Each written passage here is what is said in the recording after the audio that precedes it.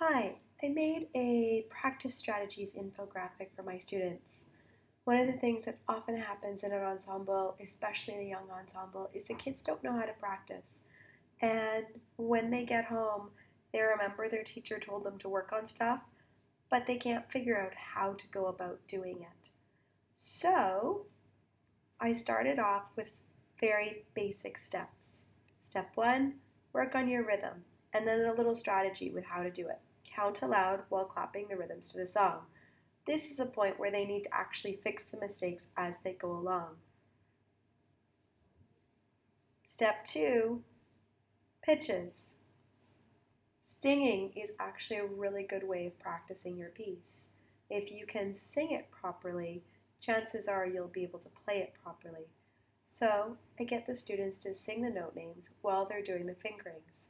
That allows for the muscle memory to start working. Again, they need to fix their mistakes as they go along. Then it's time to run the piece. This is the point where it's really important for my students not to stop. They love to stop and go back and fix their mistakes, but when you're playing as an ensemble and you make a mistake, you can't go back and fix it. That's also something that needs to be practiced. So, step three, play the song. Don't stop. Step four, evaluate. Is there a mistake somewhere? Probably.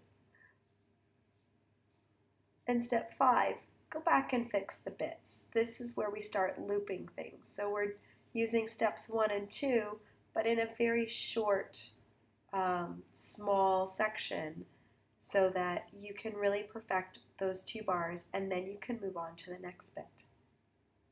Once you put all these steps together, the students will start getting a much better understanding of how to practice, and their practice sessions will be much more successful, and they will also find that they don't need to do as much practicing because they're practicing more efficiently.